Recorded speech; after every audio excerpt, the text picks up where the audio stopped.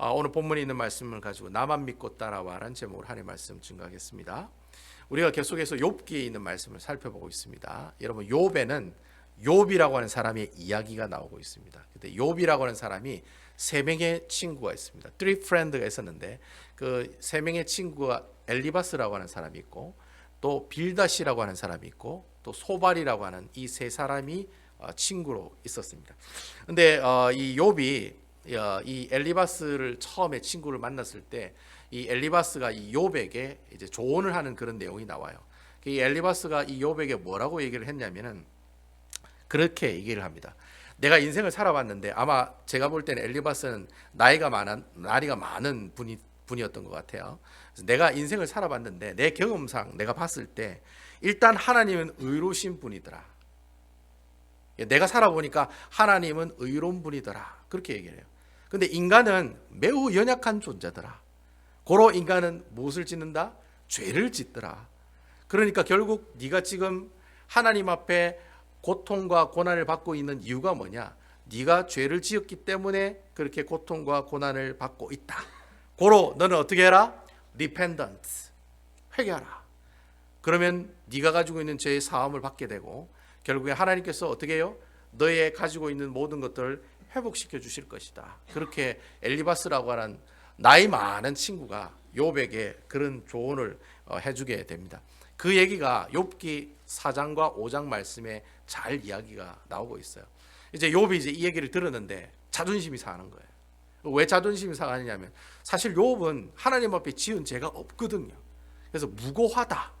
자기의 주장은 그거예요. 나는 죄가 없다. 죄가 없는데 하나님께서 나에게 이런 고통과 고난을 주셨다는 거예요. 그러니까 내가 잘못이 있는 게 아니라 잘못이 있다면 하나님에게 있을지도 모르겠다. 뭐 그런 식으로 얘기는 안 했지만 뭐 그런 톤으로 원망과 불평을 하는 내용이 나와요. 그 내용이 6장과 7장에 나와요. 그러니까 4장과 5장은 엘리바스가 욥에게 충고하는 내용들이고, 그리고 또 어떻게 해요? 6장과 7장은 그 엘리바스의 이야기를 듣고 자존심이 상하니까 그게 아닌데 나는 죄도 짓지 않았는데 하나님께서 내게 이런 고난과 고통을 주셨는데 라고 하면서 나중에 뭐라고 얘기하느냐면 이 엘리바스에게 그래 얘기합니다. 7장 마지막에 가면은 뭐라고 얘기하느냐면 하나님 제발 저에게 시시건건 간섭하지 마시고 어떻게 해요? 그냥 나 좀 내버려 두세요. 그렇게 얘기를 해요. 뭐 그런 얘기는 없지만은 전체적인 표현과 뉘앙스가 그런 내용으로 얘기하고 있다는 거예요. 엘리바스의 얘기를 들으니까 너무 자존심 상한다는 거예요. 너무 기분이 안 좋다는 거예요. 하나님께 뭐라고 얘기하냐면 하나님 제발 이런 사람들을 통해서 저에게 이렇게 얘기하지 마시고 저 그냥 가만히 두면 안 되실까요? 저 그냥 이렇게 살다가 죽으면 안 될까요? 좀 제발 좀 그렇게 해주세요 라고 이런 얘기를 마지막에 얘기를 해요. 7장 마지막에 보면 그런 얘기를 해요.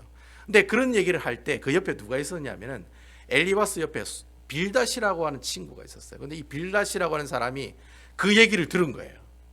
이 엘리바스에게 하는 이 욥의 얘기를 들은 거예요. 그러니까 이 빌닷이 가만히 생각해 보니까 너무 기가 찬 거예요. 아니 네가 죄를 지었기 때문에 고통과 고난을 받고 있으니까 회개하라고 얘기하는데 욥은 뭐라고 대답하느냐면 하나님 제가 친구들한테 이런 얘기 듣는 게 너무 싫어요. 또 하나님이 저에게 시시콜콜 간섭하시는 모습이 너무 싫어요. 그러니까 그냥 가만히 놔두세요.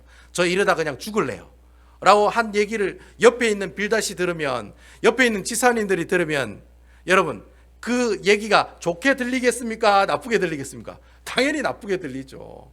옆에 있는 권사님이 집사님 만나가지고 그렇게 살면 안 돼, 집사님 이렇게 살아야 돼, 하나님께서 기뻐하셔 이래 얘기했는데 그 집사님이 그냥 좀 제 마음대로 살래요. 그냥 가만히 놔두세요. 뭐 좋은 얘기지만은 뭐 그냥 제가 흘려드릴게요. 이 얘기 옆에 있는 권사님이 듣거나 아니면 장로님이 듣거나 아니면 집사님이 들으면 아니면 예수 믿는 친구가 들으면 그 친구가 기분이 좋겠어요? 안 좋겠어요? 당연히 안 좋죠. 아니 나이 많은 어르신이 네가 죄가 있기 때문에 네 그 죄를 회개하라고 얘기하는데 욥은 뭐라고 얘기하느냐? 저 간섭하지 마세요. 저 이래 살다가 죽을게요. 이래 얘기하니까 옆에 있는 그 빌닷이라고 하는 친구가 기가 막히고 참 어떻게 해요? 기가 막히니까 이제 빌닷이라는 이 청년이 약간 좀 젊은 사람이었던 것 같아요. 이 사람이 이제 욥에게 이제 한마디 던지면서 나가는 얘기가 이제 빌닷과 욥이 대화 나누는 그 내용의 시작이 되었다라는 거예요. 그 얘기가 어디에 나오냐면 8장에 나와요. 욥기 8장에 보면 빌닷이라고 하는 사람이 욥에게 질문을 하고 따지면서 이야기하기 시작했다는 거예요. 질문을 하면서 따진다는 거예요. 무슨 질문을 던지냐면은 8장 2절에 보면 그렇게 따지는 내용이 나옵니다. 8장 2절에 보시면 욥이 이 빌닷이 욥에게 그래 따지는 내용이 나옵니다. 뭐라고 따지느냐 하면은 8장 2절입니다. 우리 프레젠테이션 준비됐는지 모르겠는데요. 말씀 우리 욥기 8장 2절 여러분 성경 찾아보세요. 여러분 성경 You're looking for your Bible. It's Job. It's chapter 8. It's verse 2. 자, 이거 한번 찾아보세요. 욥기 8장 2절입니다. 제가 한번 읽어보겠습니다. 빌닷이 욥한테 뭐라고 얘기했는지 이렇게 얘기합니다. 내가 어느 때까지 이런 말을 하겠으며 내가 어느 때까지 내 입의 말로 거센 바람과 같겠느냐. 이게 무슨 말입니까? 네가 지금 하나님한테 탄식하고 하나님한테 원망하고 불평하는 얘기를 하고 있는데 언제까지 그렇게 할 거냐라는 거예요. 그만해라는 거예요. Stop it. 멈추라는 거예요. 하나님한테 컴플레인 하는 거 멈추라는 거예요. 그렇게 얘기하면서 8장 3절에 보면 뭐라고 얘기하느냐. 이제 한 방 날리는 거예요. 빌닷이 욥에게 참 네 가지가 없는 그런 발언을 하는 그 욥의 모습들에게 어떻게 해요? 한 방 날리는 그 발언을 하는 거예요. 그게 8장 3절에 보면 나와요. 자, 8장 3절 제가 한번 읽어보겠습니다. 하나님이 어찌 정의를 굽게 하시겠으며 전능하신 이가 어찌 공의를 굽게 하시겠는가. 이 말이 무슨 말이냐면은 하나님께서 네가 죄가 있으니까 하나님께서 너에게 고난과 고통을 주셨는데 그게 하나님의 공의고 하나님의 정의다라는 거예요. 여러분 여기 말하는 하나님의 공의고 하나님의 정의는 쉽게 설명하면 내가 하나님 말씀에 순종하면 하나님께 뭐 받아요? 복을 받고 하나님께 내가 어떻게 해요? 불순종하면 하나님께 심판받는 게 그게 하나님의 공의고 하나님의 정의라는 거예요. 자, 그러면은 네가 그렇게 하나님 앞에 불평과 불만을 그렇게 불만을 하나님 앞에 내토하고 친구들한테 내토하면은 그러면 도대체 하나님이 너에게 행하신 그 공의와 하나님이 너에게 행하신 그 정의가 잘못됐다는 말이냐? 지금 그렇게 묻고 있는 거예요. 하나님의 공의와 하나님의 정의가 굽어졌느냐? 이 굽어졌냐라는 말은 무슨 말이냐면 삐뚤어졌느냐 이런 뜻이거든요. 왜곡되었느냐 이 말이에요. 왜곡돼. 원래의 뜻하고 전혀 다른 뜻으로 네가 받아들였느냐? 그렇게 이제 따지면서 물은 거예요. 빌닷이 욥에게 야 그럼 너 지금 그 상황에 대해서 원망과 불평을 하면 그럼 하나님이 너에게 그런 상황을 준 그 하나님이 삐뚤어지신 거냐? 잘못되신 거냐? 그러면 그렇게 얘기하면서 이제 질문을 하면서 이제 욥을 말로서 어떻게 해요? 공격했다라는 거예요.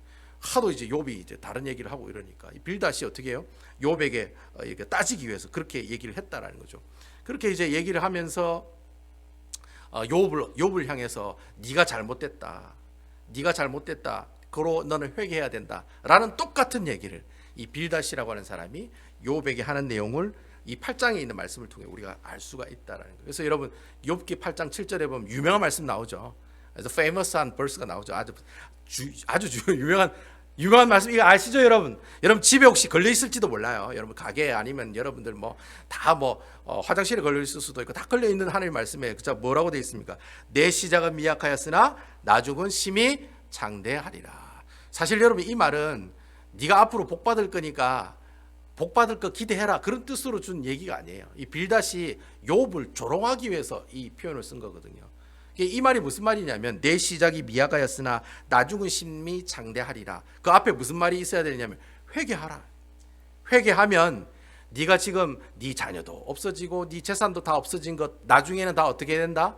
회복이 될 거니까 하나님 앞에 네 죄를 고백하라는 거예요. 회개하라는 거예요. 그 얘기를 비꼬으면서 하는 얘기예요. 여러분 우리 그 경상도 사투리에 보면은 왜 여러분 우리가 애들이 막 재롱 떨면은 아이고 잘한다 그러잖아요. 그죠?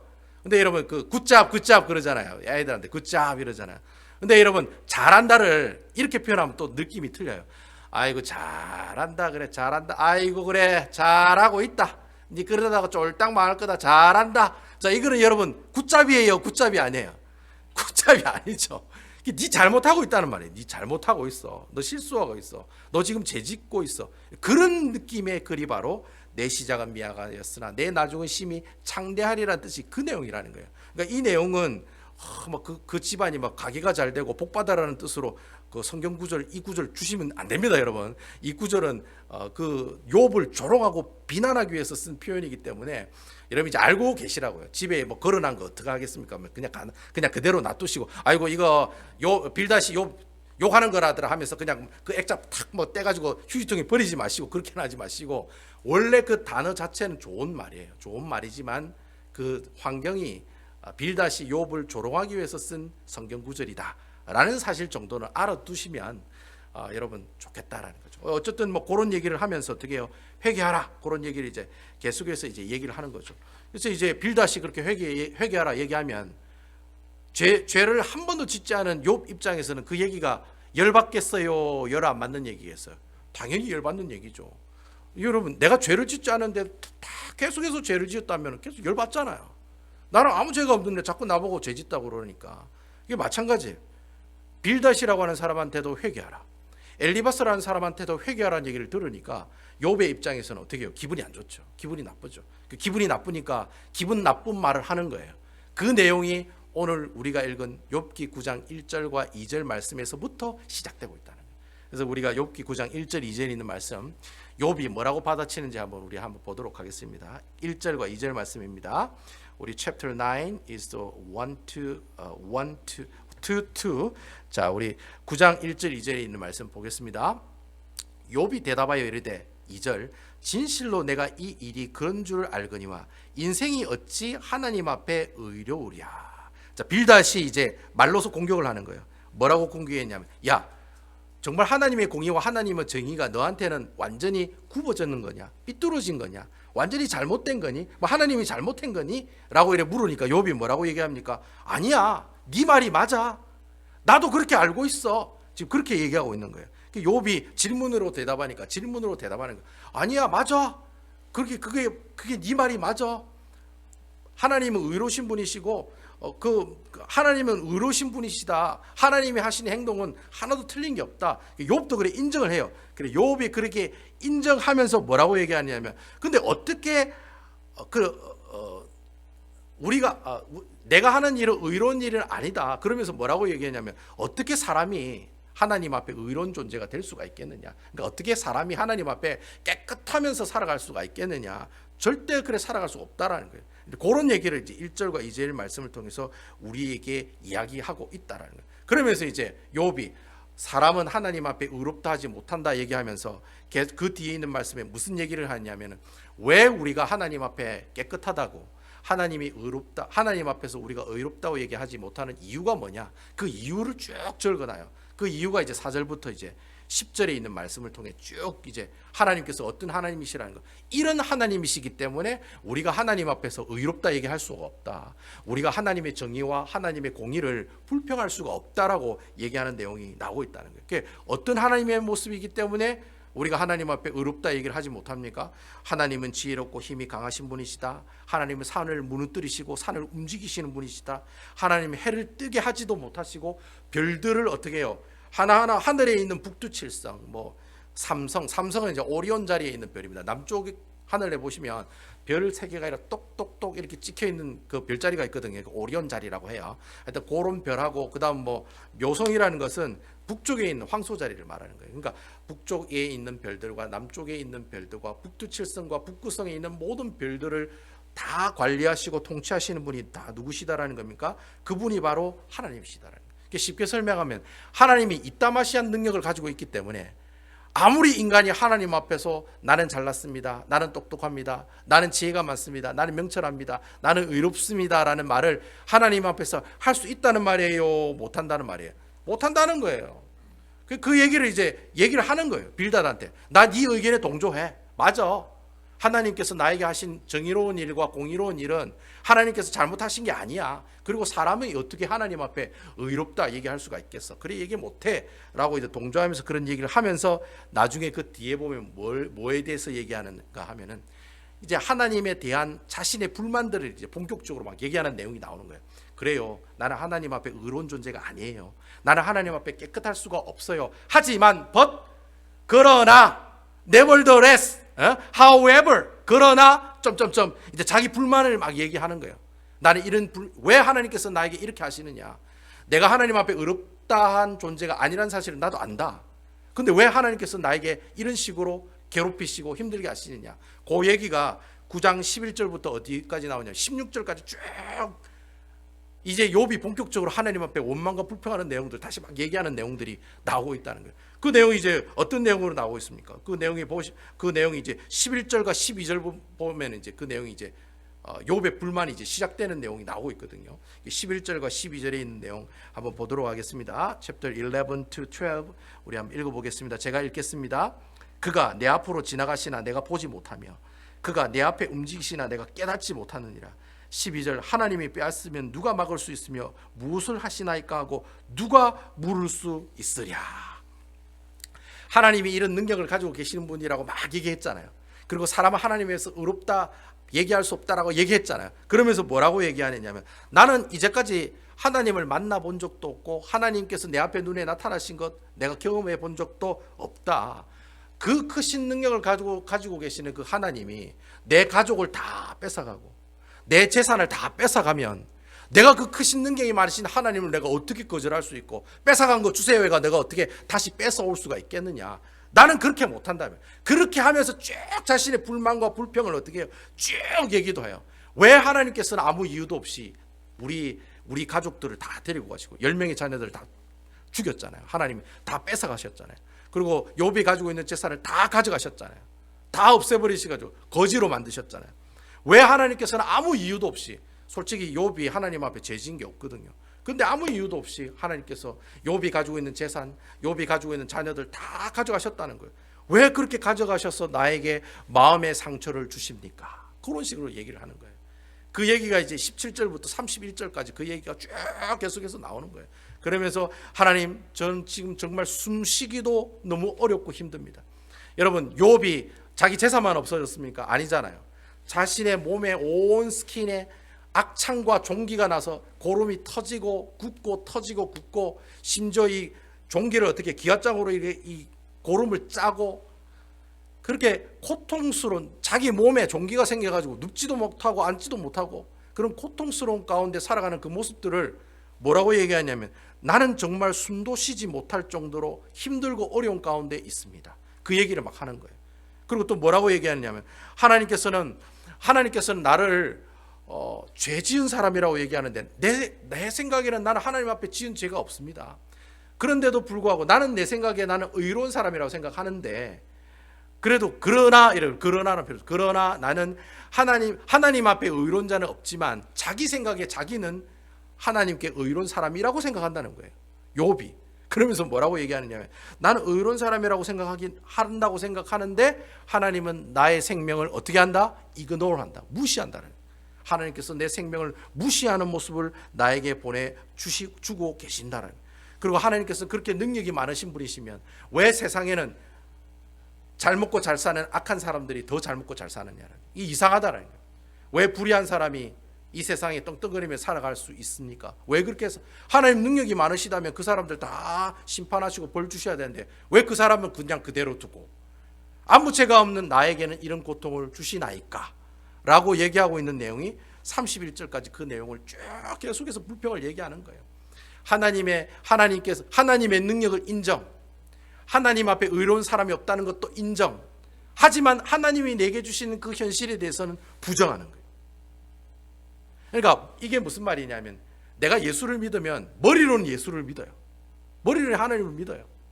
머리로는 하나님께서 나에게 죄 없다 하시고 의롭다 하시고 하나님 관계를 회복시켜 주시고 죽고 부활하심으로 부활의 산소망과 영생을 누리는 구원을 얻은 사람이라는 것을 머리로 알아요. 지식으로는 잘 알아요. 주일날에 교회 나와서 예배 드려야 된다는 걸 알아요. 그럼에도 불구하고 그 사람은 실질적으로 어때요? 그 마음은 어때요? 하나님, 왜 나에게 이런 현실을 주시고, 왜 하나님께서 나에 이런 어려움을 주시고, 왜 하나님께서는 나보다 더 못된 사람을 그냥 가만히 보고만 계세요? 라고 불평과 불만을 내토하는 그런 모습들을 오늘 이 욥이 우리의 모습들을 통해서, 이 말씀을 통해 우리에게 보여주고 있다. 그러면서 이 욥이 자신의 인생을 뭐라고 얘기하느냐면, 31절에 보면 자기의 인생은 이런 인생이야 라고 이렇게 고백하는 내용이 나와요. 31절 한번 보겠습니다. 31, verse 31입니다. 우리가 다 같이 한번 보겠습니다. 주께서 나를 개천에 빠지게 하시리니 내 옷이라도 나를 싫어하리이다. 욥이 자기 인생을 뭐라고 얘기하냐면 개천에 빠진 인생이라고 이렇게 얘기하고 있다는 거죠.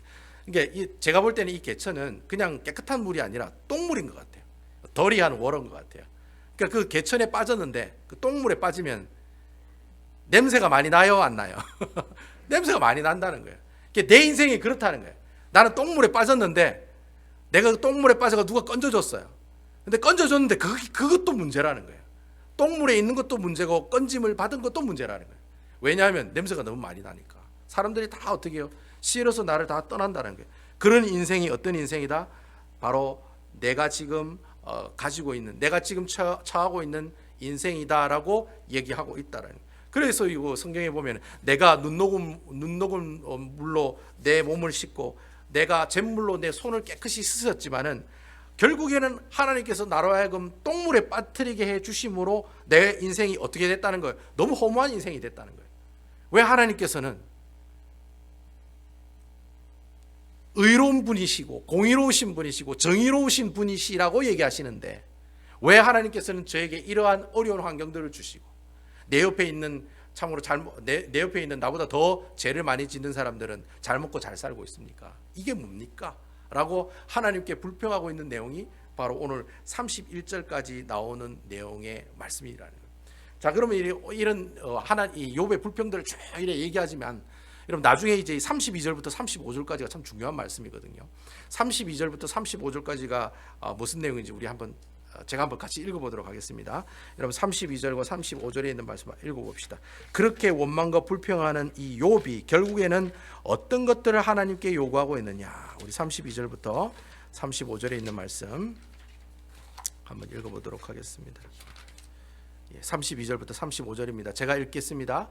하나님은 나처럼 사람이 아니신즉 내가 그에게 대답할 수 없으며 함께 들어가 재판할 수도 없고 우리 사이에 손을 얹을 판결자도 없구나. 34절 주께서 그의 막대기를 내게서 떠나가게 하시고 그의 위엄이 나를 두렵게 하지 아니하시기를 원하노라. 35절 그리하시면 내가 두려움 없이 말하리라. 나는 본래 그렇게 할 수 있는 자가 아니니라. 그렇게 얘기하고 있어요. 여러분 이게 32절과 35절의 이 내용이 무슨 내용이냐면은 그런 내용이에요. 자기가 하나님께 이런 하나님께 이런 고통과 이런 고난을 받고 있는데 이 욥이 뭐라고 얘기하냐면 내가 진짜 죄가 있는지 없는지 한번 알아보자. 재판해보자.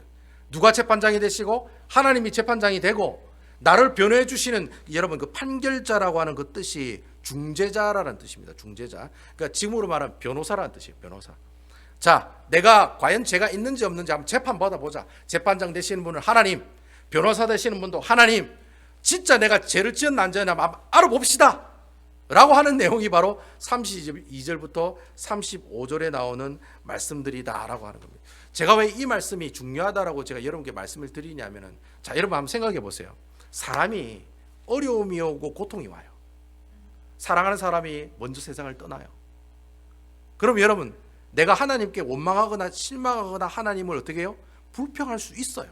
사람이기 때문에. 그래 할 수 있다라는 거예요. 자, 그러면 내가 그런 어떤 고난과 그런 고통이 왔을 때, 그러면 문제는 그런 환경이 내게 왔을 때 나의 반응이 어떤 반응을 보이는 것이 맞느냐라는 거예요. 자, 보통 여러분 그런 어려움과 환난과 고통이 오면 여러분 보통 어떻게 해결하시려고 그럽니까? 자기 스스로 해결하려고 하는 그런 속성들을 누가 가지고 있어요? 사람들이 가지고 있다는 거예요. 인간들이 가지고 있는 속성 중에 하나가 그거예요. 내게 어려움이 와요. 그럼 일단 이 어려움을 사람들에게 얘기를 해요. 그리고 사람들에게 도움을 구해요. 상담받아요. 좀 좋은 말로 카운셀러를 받아요. 카운셀링을 받아요. 그러니까 내가 가지고 있는 문제를 내가 스스로 해결하려고 하는 사람들이 세상 사람들의 속성이고 세상 사람들의 모습들이라는 거예요. 그런데 여러분 오늘 이 욥을 한번 보세요. 일단 욥이 하나님께 원망하고 불평하고 하나님 왜 저에게 이런 상처를 주시나요? 하나님 왜 저에게 이런 고통을 주시나요? 하나님 왜 옆에 있는 나보다 더 독하고 더 나쁜 사람은 잘 먹고 잘 사나요? 라고 하나님께 탄식하고 원망하고 불평할 수 있지만 근데 나중에 보면 욥이 뭐라고 얘기하느냐면 결국에는 자기 문제를 가지고 누구에게 가져가고 있어요? 하나님에게 가져가고 있다는 거예요. 여러분 아멘입니까? 그러니까 내가 한번 재판해 봅시다. 누굴 재판장으로 두고? 하나님을 재판장으로 두고 또 변호사를 하나님으로 두고 한번 내 스스로의 죄의 모습들을 살펴보자는 거예요. 이 말이 무슨 말이냐면은 욥이 문제를 가지고 있는데 그 문제를 자기 스스로 인간 스스로 자기 생각으로 자기 머리로 자기 지혜로 자기 명철로 그 문제를 해결하려고 하고 있는 것이 아니라 누구를 의식하며 이 문제를 해결하려고 하고 있어요? 여호와 하나님을 인식하고 이 문제를 해결하려고 하는 마음을 가지고 있다. 제가 여러분들 저번 주 설교하면서 아마 여러분들 욥기를 읽어보시면 욥이 새 친구들과 대화하고 고통과 고난 가운데 있는 그 모습들을 하나님 앞에 탄식하고 친구들에게 탄식하는 장면들을 볼 수 있다고 하지만, 그렇지만 그 욥기 내용 가운데는 그 어려움 가운데 어떻게 해요? 짬짬이 하나님 앞에 뭐하는 모습을 우리가 볼 수가 있다? 욥이 하나님께 기도하는 모습을 볼 수 있다라고 제가 말씀을 드렸다. 이게 아주 중요한 말씀이에요. 여러분, 욥기서라고 하는 것은 내가 이런 고난이 왔을 때 이렇게 내가 이 고난을 이겨낼 수 있어 라고 하는 그런 우리의 고난을 이겨낸 설명서요, 해법서로 이 말씀을 주신 게 아니라는 거예요. 이 욥기서의 진짜 하나님께서 주신 그 이유는 네가 그런 어려움에 있을 때 누구만 바라봐? 오직 주만 믿고 따라가봐. 오직 주만 바라봐. 하나님만 바라봐. 그게 바로 예수 그리스도를 믿는 사람들의 지혜요 명철의 모습들이다라고 하는 거예요. 그러니까 내가 문제가 있으면 그 문제를 두고 누구에게 나가야 돼요?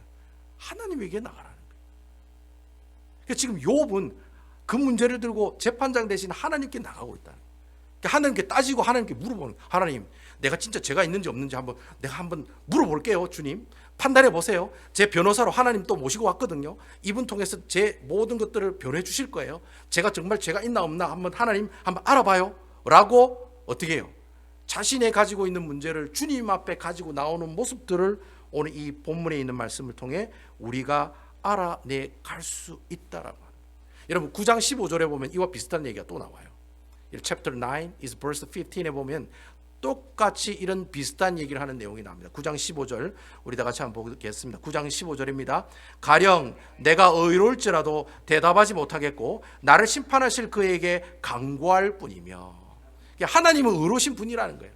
능력이 많으신 분이기 때문에 그분을 내가 어떻게 그분 앞에서 내가 의롭다 하지를 못한다는 거예요.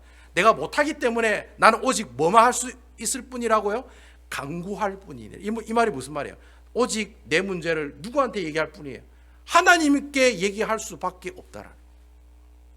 그러니까 욥은, 여러분 앞으로 욥기를 계속해서 읽어보시면 이런 욥이 자신의 문제를 누구한테 들고 와요? 하나님께 들고 가는 모습을 계속해서 볼 수 있다는 거예요. 계속해서 볼 수 있을 거예요. 아마 여러분 억울하고 가슴 아픈 사연을 담고 있는 그 욥의 모습들을 우리가 볼 수 있어요. 욥이 그러잖아요. 하나님 이러실 수가 있습니까? 저러실 수가 있습니까? 어떻게 저런 사람을 만나가지고 제가 이렇게 고통스럽게 하실 수가 있습니까? 그래 얘기할 수 있다라는 거예요. 근데 중요한 것은 그런 문제를 가지고 자기 스스로 해결하려고 하는 것이 아니라 사람을 만나서 시시비비 따져가지고 네가 잘못했니 내가 잘못했니 그걸 판단하고 그걸 결정해야 내가 이 문제를 해결할 수 있습니다 라고 얘기하는 것 자체가 내 문제를 누구한테 들고 가는 거예요? 하나님께 들고 가는 게 아니라 내가 스스로 그 문제를 해결해 보겠다라고 하는 생각에서 나온 생각들이라는 거예요. 결국 여러분, 인간이 가지고 있는 문제를 해결하실 수 있는 분이 누구이시냐? 여호와 하나님이실까?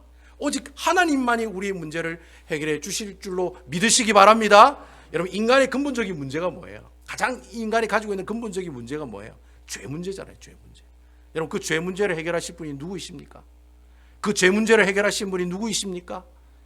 여호와 하나님이신데 그 죄 문제를 해결하기 위해서 이 땅에 하나님께서 사람의 육체의 몸을 입고 이 땅에 오신 그분이 바로 누구이시죠? 예수 그리스도라고. 그래서 여러분, 어떤 신학자들은 이 본문에 나오는 판결자라고 하는 이 중재자를 누구로 얘기하느냐면 예수 그리스도라고 얘기하는 사람들이 많이 있습니다. 저도 그 의견에 동의해요. 여러분, 나의 근본적인 문제를 해결해 주시고 나의 가지고 있는 가슴 아픈 사연을 하나님께 얘기해 주실 수 있는 분이 바로 누구세요? 십자가에 못 박혀 주신 예수 그리스도. 그분이 여러분들을 변호해 주시는 거예요. 아멘이십니까? 그분이 여러분들의 사정을 하나님께 아뢰는 거예요. 기도는 여러분들이 하는 게 아닙니다. 기도는 누가 하는 겁니까? 예수님의 이름으로 기도하는 겁니다. 아멘입니까, 여러분? 여러분, 그래서 여러분 기도할 때 마칠 때 예수님의 이름으로 기도드립니다. 아멘 얘기가 거기서 나오는 거예요. 여러분, 내가 막 주시옵소서 이렇게 해 주시옵소서 하고 예수님의 이름으로 기도드립니다. 아멘 안 하면 그 기도가 누구 기도? 그 기도 자기 기도지. 하나님께서는 죄인의 기도를 받지 않으세요. 하나님께서는 누구의 기도를 받으세요? 의인의 기도만 받으세요. 근데 그 의인의 기도를 죄인을 의인으로 만들어 주신 분이 바로 누구이십니까? 예수님이시라는 거예요. 고로 예수님이 여러분들의 기도 제목을 들고 예수님이 대신 하나님에게 여러분들의 기도 제목을 고하시고 얘기하셔야지만이 그 기도의 제목을 하나님께서 어떻게 해요? 들으시고 상달받으시고 그 기도의 제목들을 어떻게 해요? 하나님께서 그대로 성취하고 이루어 주시게 하신다는 거예요.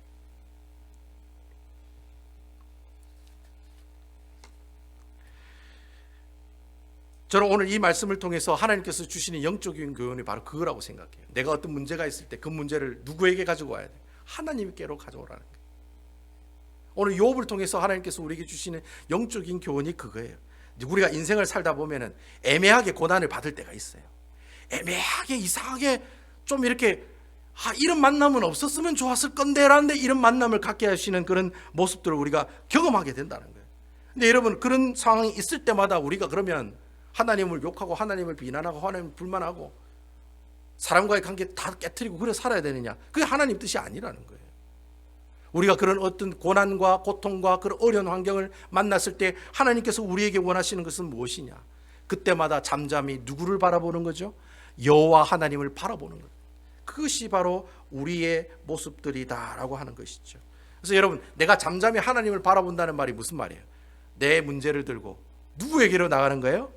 예수 그리스도 앞에 기도하는 시간으로 나아간다는 거예요. 그러니까 여러분, 내가 문제가 생겼을 때 그 문제를 가지고 있으면 내가 가지고 있으면 안 돼요. 그 문제를 누구한테 얘기를 해야 돼요? 여호와 하나님께 얘기를 해야 된다는 거예요. 하나님 앞에 무엇이 회복이 돼야 돼요? 기도하는 시간들이 회복이 돼야 된다. 그러니까 내가 더 어렵고 내가 더 힘들고 내가 더 고통스럽고 내가 너무 가슴 아플 때일수록 하나님 앞에 어떻게 해요? 기도하는 그 시간을 회복해 나가는 모습들이 여러분들 가운데 있어야 된다는 것입니다. 그래서 여러분, 데비드라는 사람이 있었어요. 이 데비드가 정말 어렵고 힘든 일을 많이 경험한 사람이거든요. 이 데비드가 지은 시 중에 시편 62편 1절과 2절을 말씀해 보면 여러분 아마 보시면 아실 거예요. 시편 62편 그 우리 Psalm 62 chapter 62에 보시면 다윗이 하나님 앞에 고난과 어려움을 당했을 때 그렇게 고백하는 내용을 우리가 볼 수가 있습니다. 시편 62편 1절과 2절에 있는 말씀입니다. 나의 영혼이 잠잠히 하나님만 바라며 나의 구원이 그에게서 나오는도다. 2절 오직 그의만이 나의 반석이시요 나의 구원이시요 나의 요새이시니 내가 크게 흔들리지 아니하리로다. 아멘. 여러분, 다윗이 지금 무슨 고통을 받고 있는지는 알 수가 없어요. 이 말씀을 보면 이게 뭐 사울의 10년 동안 칼에 쫓겨다닐 때 지은 시인지 아니면 압살롬이라는 아들이 반역을 했을 때 예루살렘 성을 도망가면서 지은 시인지 그거 알 수가 없어요. 하지만 분명한 것은 지금 다윗이 자신이 가지고 있는 그 문제를 누구에게 가지고 가고 있다는 겁니까? 여호와 하나님 앞에 가지고 가고 있다는 거예요. 그 표현을 잠잠히 누구만 바라보고 있어요? 하나님만 바라봅니다라는 표현을 쓰고 있는 거예요. 왜 하나님만 바라봅니까? 내 가지고 있는 모든 문제의 해결자가 되시는 분이 누구이시기 때문에 바로 여호와 하나님이시기 때문에 그분이 우리 구원의 모습들을 어떻게 하고 계시기 때문에 가지고 계시기 때문에 내가 가지고 있는 문제를 해결할 수 있는 키를 가지고 계시는 분이 누구세요? 하나님이시라니까요. 내가 가지고 있는 문제를 어떻게 해요? 내가 가지고 있는 상처를 모두 다 회복하고 다시금 하나님께서 다 치료해 주실 수 있는 그 모든 기준이 어디서부터 출발합니까? 바로 여호와 하나님에게로부터 출발하기 때문에 그분에게 구원이 있기 때문에 다윗이 누구만 쳐다봐요? 자기야 나만 쳐다봐 나만 봐 그렇게 얘기하고 있다는 거예요. 내가 왜 하나님만 바라보는지 아느냐? 하나님의 구원의 은혜가 하나님께 있기 때문에 내 문제의 모든 해결자가 되시는 분이 주님이시기 때문에 내가 오직 누구만을 바라봐요? 하나님만을 바라보고 오직 하나님만 어떻게 해요? 내가 오직 쳐다보고 바라본다라고 지금 이 다윗이 고백하고 있다라고 하는 거예요. 하나님만 바라본다는 얘기가 뭐라고 했습니까? 내가 하나님 앞에 어떠한 시간을 갖는다? 기도하는 시간을 갖는다라는 얘기하고 똑같다는 얘기라는 거예요. 그러니까 여러분, 우리 배단교회 성도 여러분들은 저는 여러분들이 문제가 생기면 자동적으로 기도하는 사람들이 되었으면 좋겠어요. 여러분 아멘이시죠? 여러분 참으로 어렵고 힘든 그런 difficult한 situation을 여러분 가질 때마다 whenever you have a difficult situation, you should pray to God. 하나님께 기도하셔야 된다. 아멘, 아멘이십니까? 아멘이시죠? 내가 어려움을 가지고 있을 때마다 하나님 앞에 어떻게 해요? 기도하는 사람, 그 사람이 바로 하나님의 구원을 보는, 하나님의 놀라운 능력을 경험하게 되는 사람이 된다라고 하는 거예요. 저는 여러분들이 그리스도인으로서 항상 기억하실 것은, 내가 어떤 어려움과 내가 문제가 생겼을 때 이 문제 어떻게 풀어야 되지, 이거 어떻게 해야 되지, 그렇게 먼저 생각하시기 전에 그 문제를 들고 누구에게 나가요? 하나님께 나가는 거예요. 하나님께 기도하는 거예요. 그러면 하나님께서 여러분들이 가지고 계시는 문제를 해결해 주시고, 여러분이 받은 상처들 주님께서 치유해 주시고, 여러분들이 가지고 있는 그 실망, 원망과 불평의 마음들을 어떻게 해요? 평안한 마음으로 바꿔주시는 놀라운 역사를 경험하게 된다라고 하는 것입니다. 아무쪼록 저는 여러분들이 일주일 동안 삶을 살아가시면서 이 말씀 보면서 그런 생각했으면 좋겠어요. 내가 가지고 있는 문제, 내가 가지고 있지 말고 누구에게 토스해줘요? 하나님에게 토스해줘요. 내가 가지고 있지 말고 하나님에게 던져버리세요. 그러면 하나님께서 그 문제를 어떻게 해요? 받으셔서 해결해 주신다는 거예요. 여러분 아멘이시죠? 어렵고 힘들 때일수록 오직 주만 바라보시고 하나님 앞에 기도하는 자리로 나가시는 여러분 되시기를 주님의 이름으로 축원을 드리겠습니다. 다시 한번 제가 말씀드릴게요. Whenever you have difficult situations, you should pray to God. Every time, everywhere. 그러면 하나님께서 여러분들에게 함께 하시고 역사하시는 모습들이 나타나실 것입니다. 이런 모습들을 꼭 기억하며 살아가시는 여러분 되시기를 주님의 이름으로 축원을 드립니다.